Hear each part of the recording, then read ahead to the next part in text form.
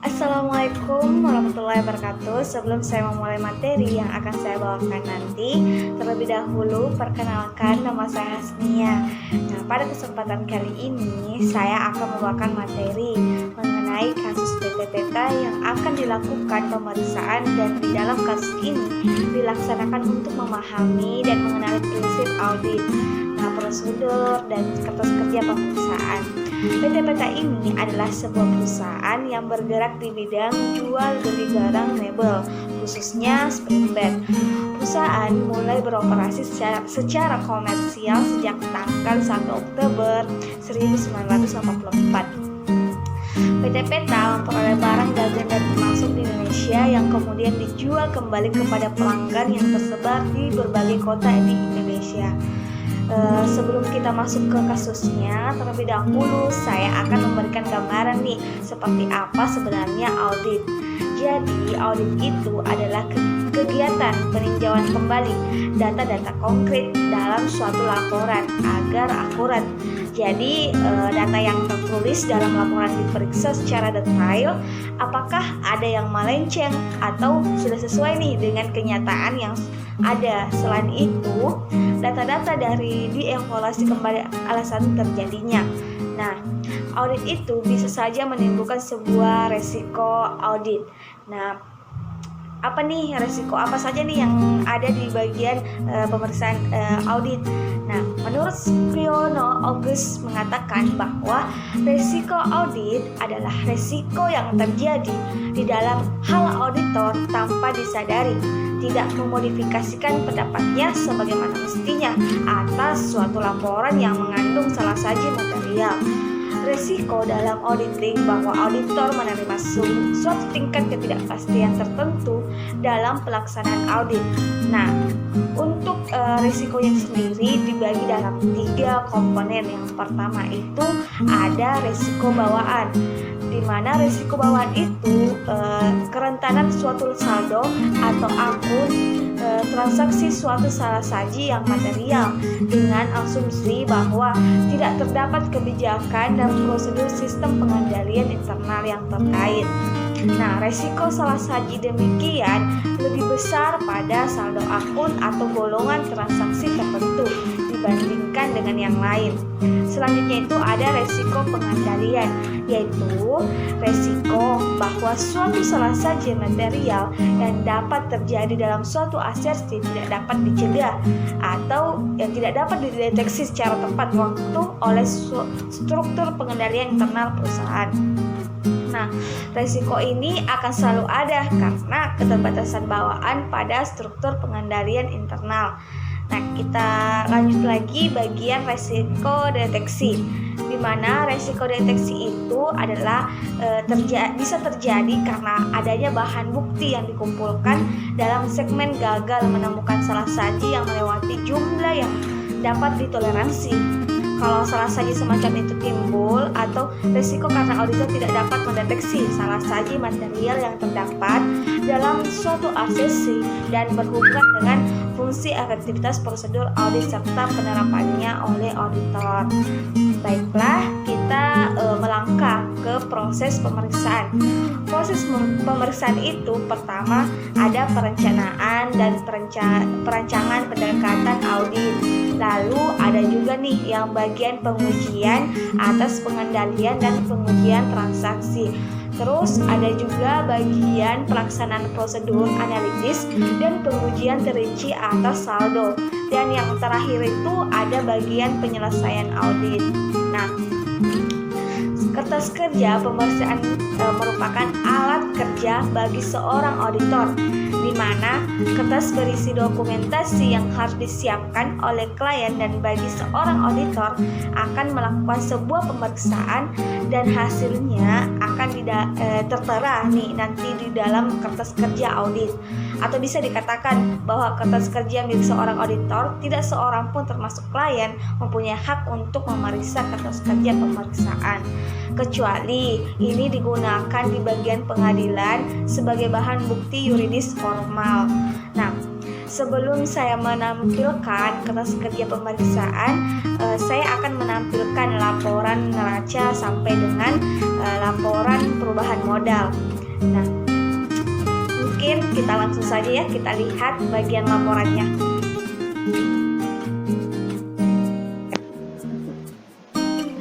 Baiklah, sekarang kita memasuki gambaran tentang kertas kerja neraca. Nah, di sini kertas kerja neraca itu memuat tentang keterangan, di mana keterangan itu berisi tentang aset lancar dan juga aset tetap. Jadi akun-akun ini kita bisa dapatkan dari laporan neraca. Jadi tinggal dipindahkan saja dari laporan neraca ke kertas kerja neraca. Nah, ada kolom ref juga. Jadi setiap akun itu ada refnya. Terus kita bisa melihat di sini ada per audit tanggal 31 Desember 2018. Nah, ini merupakan kertas kerja pemeriksaan tahun lalu. Jadi ini sangat penting ya untuk kita melakukan penyelesaian audit tahun berjalan, maka ini sangat diperlukan karena ini merupakan panduan awal kita untuk melakukan penyelesaian audit tahun berjalan. Nah, di sini ada juga per klien tanggal 31 Desember 2019. Nah, ini merupakan kertas kerja pemeriksaan tahun berjalan. Untuk nilai-nilainya sendiri kita dapatkan dari laporan neraca, jadi tinggal dipindahkan saja ke kertas neraca ini. Nah, di sini mengapa kolom parenya masih kosong? Karena setiap akun ini pasti akan dilakukan pemeriksaan. Nah, setelah melakukan pemeriksaan, maka nilainya itu dipindahkan ke kolom pare. Jadi langsung dipindahkan di sini. Lalu setelah dipindahkan, maka kita akan mendapatkan per audit tanggal 31 Desember 2019. Nah, nanti saya akan mencontohkan salah satu akun di sini untuk dilakukan pemeriksaan. Setelah melakukan pemeriksaan, saya akan pindahkan nilainya ke kolom pare.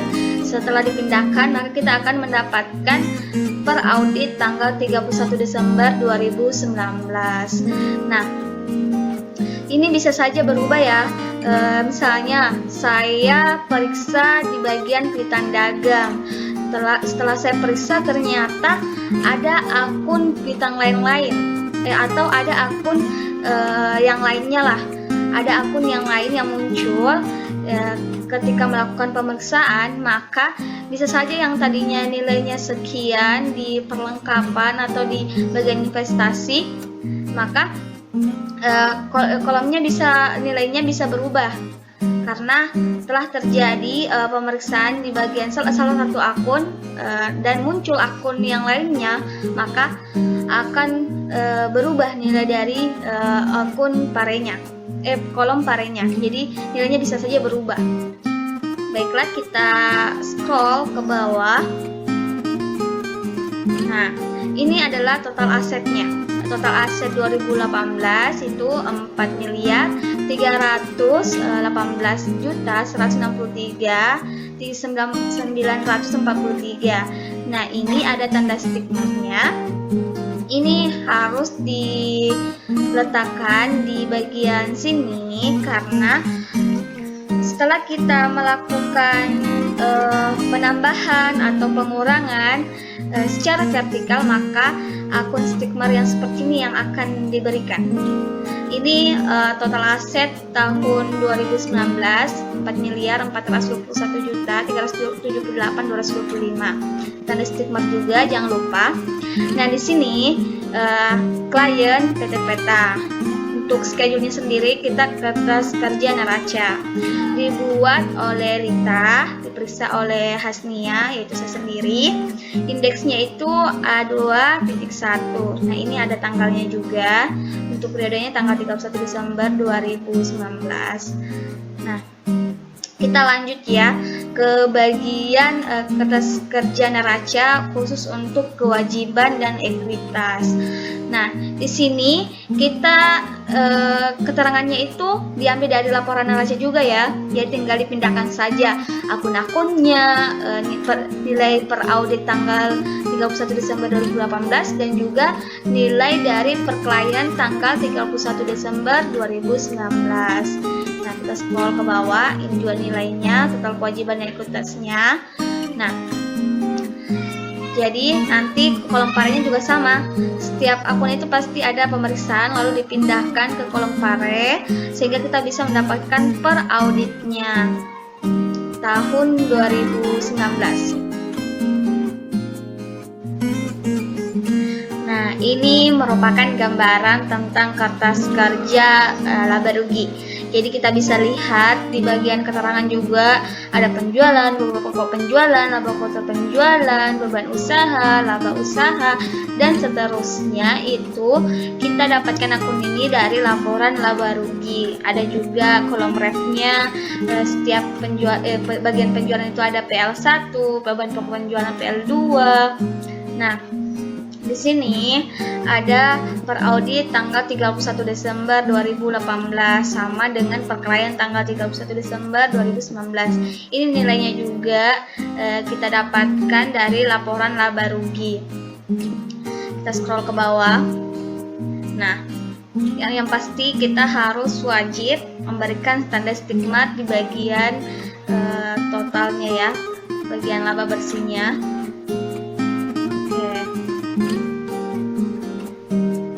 Jadi kolom parenya juga masih kosong karena kita harus melakukan pemeriksaan audit dulu setiap akunnya, entah itu penjualan, bahan pokok penjualan. Setelah dilakukan pemeriksaan, nilainya itu dipindahkan ke pare. Terus setelah dipindahkan maka kita bisa mendapatkan per audit tanggal 31 Desember 2019.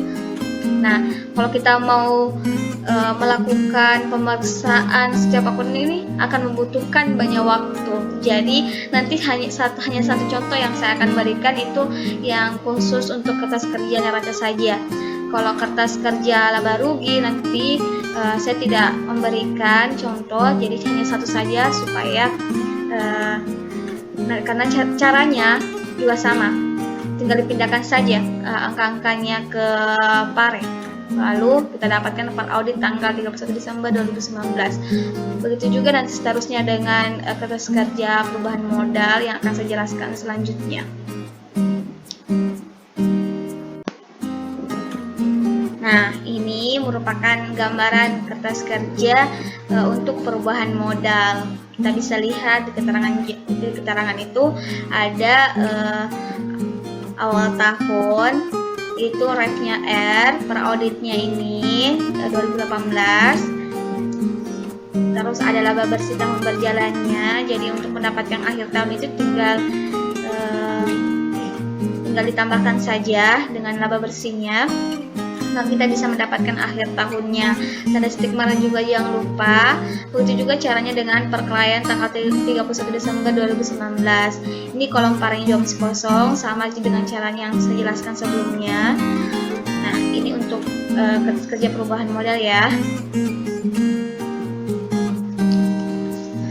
Baiklah, sekarang kita masuk ke bagian prosedur penelaan analitis neraca. Di sini di bagian keterangan kita akan melihat bagian aset lancar sampai dengan aset tetap. Nah, nama-nama akun ini kita dapatkan dari laporan neraca. Jadi tinggal dipindahkan saja ya di bagian sini, di bagian prosedur penelaan analitis neraca, nama akun-akunnya bisa dipindahkan. Begitu juga dengan per audit dan per kliennya. Jadi nominalnya ini, nilai-nilainya ini kita pindahkan saja dari laporan neraca. Nah, sebenarnya di sini di bagian naik atau turunnya itu kita akan melakukan perhitungan rasio. Jadi untuk mendapatkan perhitungan rasio itu, maka langkah pertama itu kita harus membandingkan per tahun berjalan dengan tahun yang lalu. Jadi untuk melakukan perbandingan kita kurangi tahun berjalan dikurangi dengan tahun lalu, atau per klien dikurangi dengan per auditnya. Hasilnya itu kita akan mendapatkan minus 19.024.575. Nah, di bawah ini dilakukan dengan sama, cara yang sama, maka akan mendapatkan perbandingannya ya. Nah, di sini ada bagian persentase. Persentase ini kita lakukan dengan cara per kliennya dikurangi dengan per auditnya, maka hasilnya itu untuk mendapatkan persentase laba kotor, hasil dari pengurangan tadi dibagi dengan per audit tanggal 31 Desember 2018. Setelah dibagi, maka akan mendapatkan minus 0,04% untuk laba kotornya. Caranya sama sampai ke bawah. Caranya sama ya. Nah, di sini ada tanda stick mark di samping sini CO dengan tanda stick mark di sini, dan di sini juga. Beda dengan tanda stick mark yang sebelumnya yang saya jelaskan sebelumnya. Nah, di sini mengapa tandanya seperti ini? Maka kalau kita melakukan penambahan atau pengurangan secara horizontal, maka tanda stick mark-nya itu diberikan seperti ini. Ini tanda stick mark untuk penambahan atau pengurangan yang dilakukan secara horizontal. Nah, untuk tanda stick mark yang satu ini, yang bagian CO ini, mengapa berbeda dengan yang ini yang saya jelaskan sebelumnya? Karena ini adalah pembagian atau perkalian yang secara secara vertikal maupun horizontal. Maka stick mark itu tandanya seperti ini, CO, dan diletakkan di samping angka ya. Nah, sampai ke bawah juga tanda stick mark-nya. Kita lanjut ya. Di bagian penalaan, prosedur penalaan analitis neraca bagian kewajiban dan ekuitas. Caranya sama dengan sebelumnya. Nama akun-akunnya juga didapatkan dari laporan neraca dengan nilai nominalnya juga sama, didapatkan dari laporan neraca. Nah, tanda stick mark-nya jangan lupa. Caranya juga sama untuk mendapatkan naik atau turunnya. Maka kita harus membandingkan per klien dengan per auditnya, atau tahun berjalan dikurang dengan tahun lalu, maka kita akan mendapatkan perbandingannya. Lalu untuk mendapatkan persentase laba kotornya, maka hasil dari ini, hasil pengurangan tadi dibagi dengan per audit tanggal 31 Desember 2018, maka akan mendapatkan minus 0,32 sampai di bawah juga sama caranya. Nah, ini juga total kewajiban dan ekuitas minus 0,02. Oke, kita lanjut. Prosedur penalaan analitis laba rugi. Caranya juga sama. Untuk mendapatkan nama akunnya itu kita ambil dari laporan laba rugi. Nama juga prosedur penalaan analitis laba rugi, berarti kita ambil dari laporan laba rugi ya. Nah, per auditnya, per kliennya, nominalnya itu sama, diambil dari laporan laba rugi. Caranya juga sama dengan yang tadi yang saya jelaskan sebelumnya. Untuk mendapatkan perbandingannya, maka tahun berjalan dikurangi dengan tahun lalu. Mendapatkan persentase laba kotornya juga sama dengan yang saya jelaskan sebelumnya. Begitu juga dengan prosedur penalaan analitis perubahan modal. Jangan lupa stick mark-nya juga diberikan stick mark di samping untuk pembagian, maka diberikan stick mark CO. Ini juga untuk penambahan atau pengurangan secara horizontal. Ini dia untuk secara vertikalnya. Ini tadi kan secara horizontal. Nah, untuk akhir tahun maka kita bisa mendapatkan nilai persentase laba kotornya itu 0,10 dan perbandingannya itu 271.746.895. Oke, kita masuk ke bagian contohnya ya, bagian siklus perolehan dan pembayaran investasi program audit. Nah, sebelum itu kita harus tahu nih tujuan audit adalah untuk apa. Yaitu yang pertama itu untuk meyakinkan bahwa saldo investasi pada tanggal neraca benar-benar ada dan merupakan milik perseroan. Nah, selanjutnya itu untuk menentukan bahwa penelitian investasi telah sesuai dengan standar akuntansi keuangan. Nah, selanjutnya itu ada bagian investasi yang dijadikan jaminan telah diungkapkan dalam laporan keuangan. Jadi untuk tujuan yang terakhir itu ada bagian investasi yang telah dicatat dan diklasifikasikan dengan akurat. Oke. Sekarang kita masuk ke kasusnya ya, bagian prosedur audit untuk kewajaran transaksi dan saldo. Untuk bagian ini kasusnya, Saudari Esther memberikan rincian buku besar investasi per 31 Desember 2019, yaitu saldo awalnya sebesar 257.500.000. Terus untuk pembeliannya itu sebesar 86.250.000. Jadi saldo akhirnya itu ada 343.750.000. Berdasarkan rincian tersebut, saya akan mengajukan pertanyaan kepada Bapak Denny dan mendapatkan penjelasan dari beliau, di mana penjelasannya itu 10.000 lembar saham PT Domba Kecil, nominalnya itu Rp10.000 per lembar, dibeli tanggal 9 Juni 2019 dengan kepemilikan 10%. Jadi sama dengan kalau dirupiahkan itu 123.750.000. Nah, 10% ini sudah dikategorikan sebagai kepentingan dan pengendali.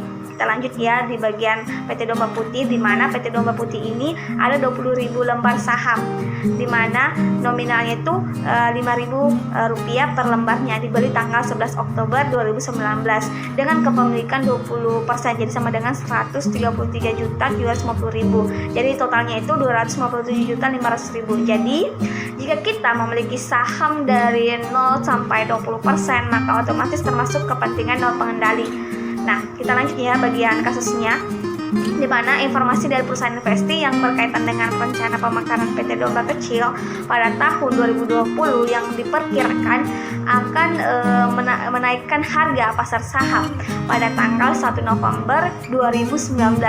Nah, Bapak Rantung memutuskan membeli lagi 5.000 lembar saham, sama dengan 5% ya.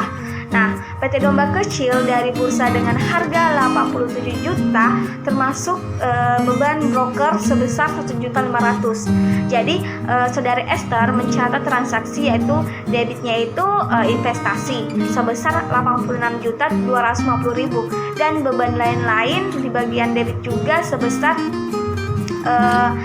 750.000. Jadi pada bagian kredit Bank Bini sebesar 80 juta.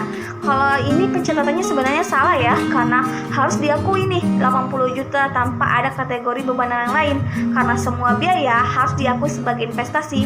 Jadi untuk jurnal perbaikannya itu investasi, pada bagian debit, pada beban lain-lain di kredit masing-masing sebesar 750.000. Oke? Kita lanjut ya ke kasus selanjutnya.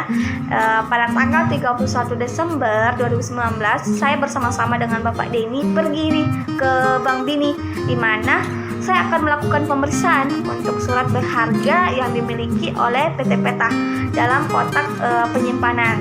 Jadi saya mempersiapkan dokumen untuk pengujian tersebut. Setelah tiba dari Bank Bini, saya membuat surat konfirmasi untuk perusahaan investi dan mengirimkannya pada tanggal 2 Januari 2020. Nah, PT Domba Kecil memberikan informasi bahwa laba bersih perusahaan tahun 2019 sebesar 500 juta dan pembagian dividen sebesar Rp5.000 per lembar. Jadi laba bersih PT Domba Kecil diketahui diperoleh secara merata sepanjang tahun. Nah, untuk dividen diumumkan setiap tanggal 31 Desember tahun berjalan dan dibayarkan setiap tanggal 6 Januari tahun berikutnya. Jadi kan sebelumnya itu saham untuk PT Domba Kecil ada sebanyak 10.000 lembar saham. Terus kemudian telah membeli lagi nih 5.000 lembar saham. Jadi totalnya itu 15.000 lembar saham. Untuk mendapatkan pembagian dividen, maka kita 15.000-nya itu, untuk 15.000 lembar sahamnya itu kita kalikan nih dengan Rp5.000, sehingga hasilnya itu adalah 75 juta yang diakui nih sebagai pendapatan dividen. Nah, kita lanjut lagi ya di bagian soal selanjutnya untuk PT Domba Putih, di mana PT Domba Putih itu memperoleh ada yang diperoleh adalah perusahaan tersebut tahun 2019 mengalami kerugian nih sebesar 50 juta. Nah, klien belum melakukan pencatatan apapun. Jadi, kalau perusahaan itu mengalami kerugian, maka kita juga yang berinvestasi mendapatkan kerugian itu. Jadi kita tanggung sama-sama lah untuk penanggungan kerugiannya. Nah, jadi kerugian itu kan 50 juta dikali dengan 20%, maka hasilnya itu 10 juta. Jadi jurnanya itu beban yang lain pada investasi sebesar 10 juta. Oke, kita lanjut ke bagian kertas kerjanya ya. Oke, sebelum saya jelaskan mengenai kertas kerja bagian investasi itu, saya jelaskan dulu mengenai pengendalian internal atau ICQ pada siklus perolehan dan pembayaran investasi. Nah, pada bagian pertama itu ada bagian siapkan schedule utama dari investasi, di mana indeksnya itu H. Terus kita lanjut lagi bagian kedua, yaitu lakukan konfirmasi atas investasi yang dipegang oleh pihak lain apabila digunakan sebagai jaminan oleh pihak bank atau dikuasai oleh pihak broker atau pialang. Nah, indeksnya itu H ya. Lanjut lagi, minta catatan course market price pada tanggal neraca untuk saham dan dibandingkan dengan at cost. Itu tidak ada ya. Kita lanjut saja. Periksa transaksi mutasi penambahan dan pengurangan dengan melihat bukti pembelian dan penjualan apakah telah mendapat persetujuan dari pejabat dan yang berwenang. Nah, itu kita sudah lakukan, jadi kita kasihkan tanda centang. Lanjut, lakukan verifikasi atas dividen tunai atau saham. Itu tidak ada ya. Lakukan pengecekan pencatatan investasi apakah sesuai dengan ketentuan standar akuntansi yang berlaku umum. Nah, itu sudah sesuai dan indeksnya itu H ya. Kita lanjut lagi. Minta bukti fotokopi akte notaris atas investasi pada perusahaan asosiasi atau anak perusahaan. Itu sudah dilakukan juga, jadi kita berikan indeks tanda centang. Lakukan verifikasi harga perolehan dari investasi pada perusahaan asosiasi atau anak perusahaan dengan mencocokkan komposisi penyetoran modal pada akte notaris tersebut. Jadi ini juga sudah kita lakukan, jadi kita berikan saja tanda centang bagian indeksnya. Terus kita lanjut lagi bagian ke-9 itu lakukan audit terhadap perusahaan asosiasi atau anak perusahaan yang dilakukan investasi atau minta laporan keuangan yang telah diaudit oleh akuntan lain untuk keperluan penyusunan laporan keuangan konsolidasi. Jadi itu juga indeksnya kita kasihkan bagian H. Terus yang terakhir itu yakinkan bahwa peraturan perpajakan yang berlaku telah ditaati. Nah, ini sudah sesuai ya, telah ditaati peraturannya untuk bagian perpajakan, jadi kita berikan tanda centang. Baiklah, kita lanjut lagi ke bagian kertas kerja investasi.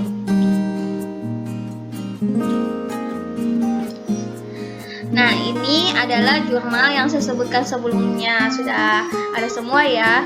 Investasi pada beban lain-lain masing-masing 750.000, terus piutang dividen pada pendapatan dividen masing-masing 75 juta. Ini sebenarnya di laporan neracanya itu tidak ada akun piutang dividen, jadi kita ambil saja untuk dimasukkan di bagian piutang lain-lain. Begitu juga dengan pendapatan dividen, jadi masuknya di pendapatan lain-lain. Nah, untuk akun selanjutnya itu beban lain pada investasi masing-masing 10 juta. Nah, di sini investasinya itu muncul hanya dua ya, yaitu yang bagian pertama investasi sebagian debit 750.000, dan selanjutnya itu ada bagian investasi bagian kredit sebesar 10 juta. Nah, kita akan pindahkan di bagian investasi dan saham karena ini kan khusus untuk pemeriksaan investasi, jadi kita masukkan di situ ya. Nah, kita lanjut. Nah, di sini tadi bagian PT Domba Kecil itu 750.000 ya. Nah, di bagian debit jadi tinggal dijumlahkan saja. Nah, dijumlahkan saja dengan parenya, jadi hasilnya itu 210.750.000. Selanjutnya kita bagian investasi yang kedua itu kan 10 juta bagian kredit. Nah, karena dia kredit maka dikurangkan ya.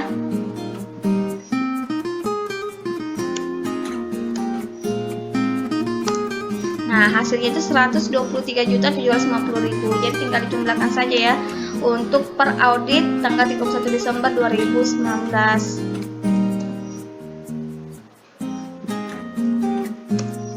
Nah, Nah, jadi totalnya itu 334.500.000.